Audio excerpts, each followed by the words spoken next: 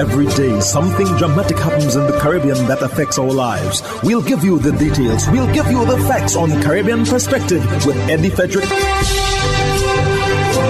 Host Eddie Frederick.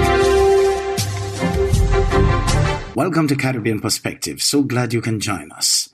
The story that takes the lead in today's edition for Friday, 22nd March 2024, and brought to you in association with our friends at Antillean Group. St. Lucia to host CARPHA's 68th Annual Health Research Conference in April. Details after this important message. Believe in our strength, we'll stand by you. Protection from all, perils big and small. Reassurance we give, it's so clear to see. Peace of mind, that's our service guarantee. We look after all our family. Yes, we do at every opportunity. Antillean Group, underwriters of all classes of insurance solutions for your protection and investment. Live well financially.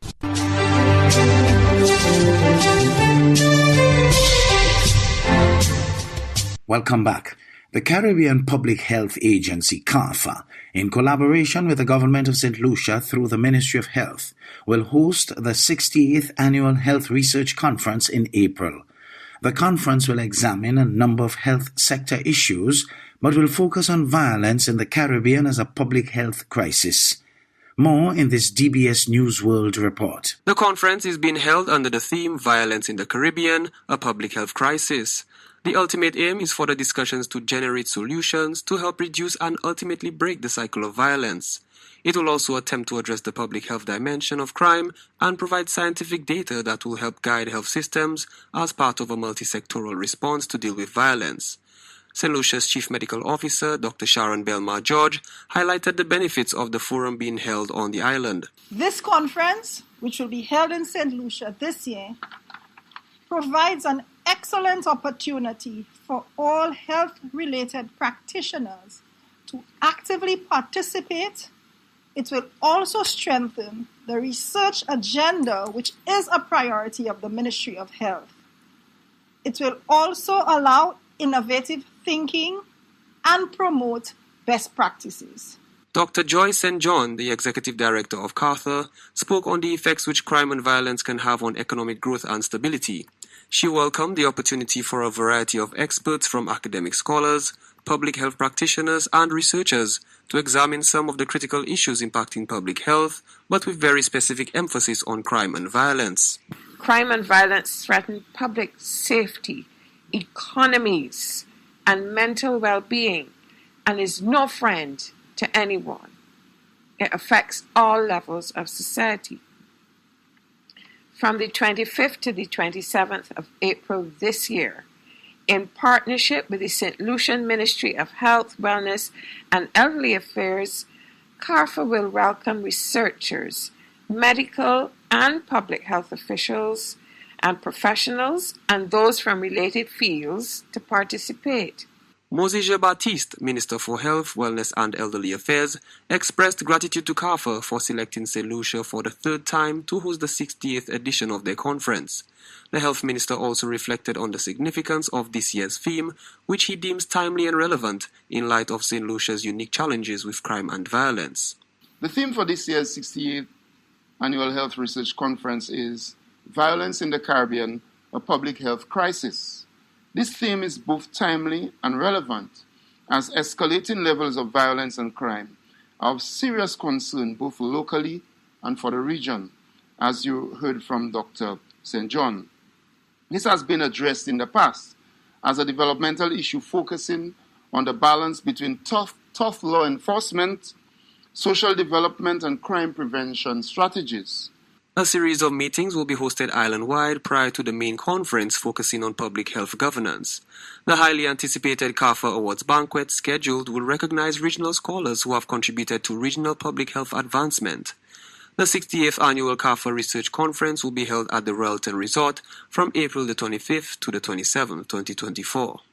For the DBS News World, Manasseh Stanislas reporting. Bahamas' Prime Minister unveils blueprint for collaboration with Botswana as he gets ready to wrap up his state visit this weekend. ZNS's Makuchla Pindla tells us more. Prime Minister the Honourable Philip Davis making an historic move during his official visit to Botswana today. During his tour of the Bank of Botswana, Prime Minister Davis unveiled a blueprint for collaboration that strengthens financial ties between Africa and the Caribbean, heralding a new era of economic partnership and innovation. Central to this vision is a joint financial task force, regulatory frameworks, financial inclusion, and digital banking, and facilitating trade and investment. The blueprint envisions transformative cooperation through initiatives like a bilateral payment system or shared digital currency, and developing human capital through joint educational initiatives. As the Bahamas prepares to host the African Export-Import Banks meeting this summer, Prime Minister Davis challenged both regions to see the vast oceans as bridges for collaboration and shared prosperity. Prime Minister Davis is expected to launch a major initiative in the coming weeks, the Bahamas being a major bridge between Africa and the Caribbean bank industry. You're listening to Caribbean Perspective with Eddie Frederick. In association with our friends at Antillean Group, underwriters of all classes of insurance solutions for your protection and investment. Live well financially.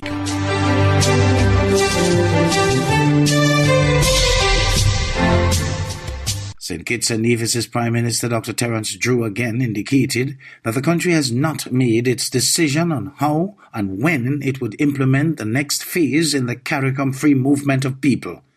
Glenn Bart of SKN Newsline reports. St. Kitts and Nevis is part of the CARICOM Single Market and Economy, CSME, of which free movement is a fundamental part of its implementation, but each member country, based on its size and population, could have limitations on how and when it would be implemented. Speaking on WinFM's Inside the News, hosted by Jermaine Abel, Prime Minister Drew again clarified the current position in regards to St. Kitts and Nevis when the issue was raised by a caller.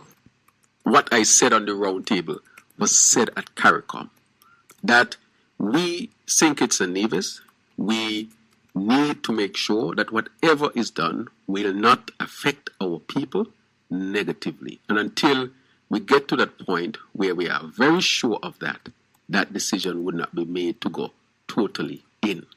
However, we know that CARICOM and working within the framework of CARICOM has benefited St. Kitts and Nevis tremendously. My response is documented in the caucus meeting of CARICOM. And therefore I want to say that anything that is done with free movement, no decision will be made that will affect St. Kitts and Nevis negatively. That has been my decision since in CARICOM, and that has been my decision even now. And anybody who is saying otherwise are persons who want to spread propaganda and innuendos and suggesting that I came forward because of pressure. That is not so. Please see my response at CARICOM. But I want to thank the caller, of course, for calling in because he gave me the opportunity to clear up a number of things. So I don't want our people to become so antagonistic to CARICOM either as a concept and what it is delivering. There's more work to be done. We are not there yet.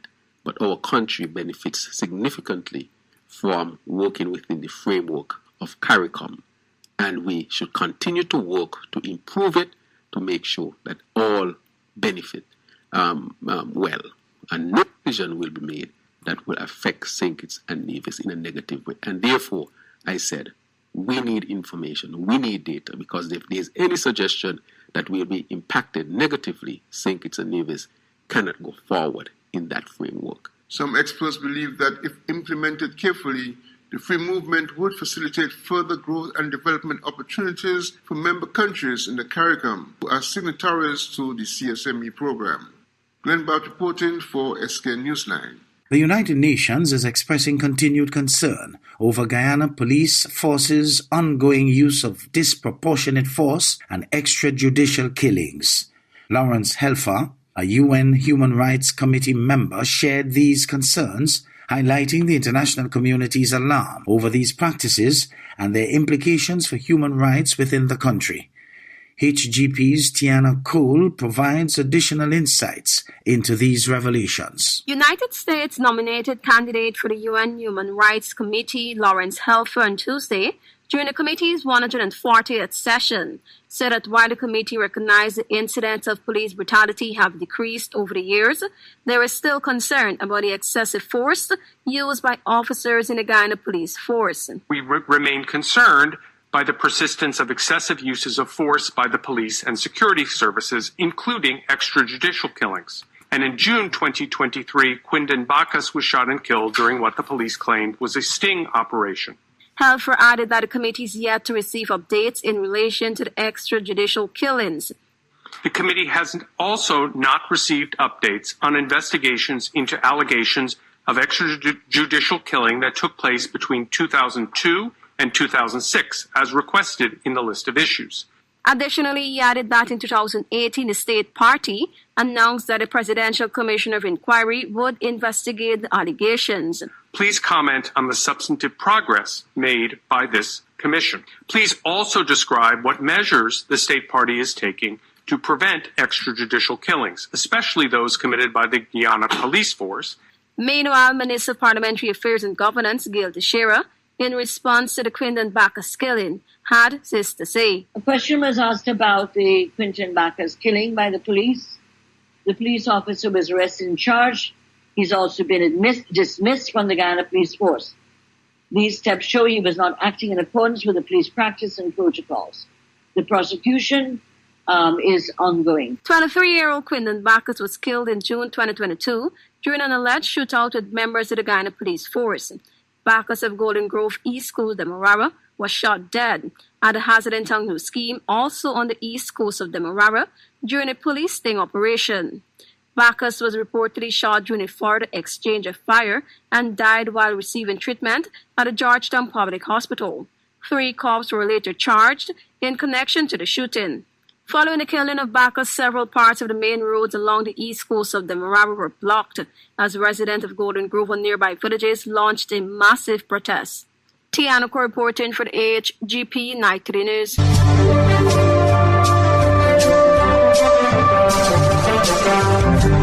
I am Eddie Frederick, wishing you a restful weekend. This has been Caribbean Perspective, a whole new approach to highlighting developments in the Caribbean. In the meantime, please follow us on Facebook and subscribe to our YouTube channel for daily regional news and more, in association with our friends at Antillian Group. Believe in our strength, we'll stand by you. Protection from all perils big and small. Reassurance we give, it's so clear to see. Peace of mind, that's a service guarantee. We look after all our family. Yes, we do at every opportunity. Antillian Group, underwriters of all classes of insurance solutions for your protection and investment. Live well financially.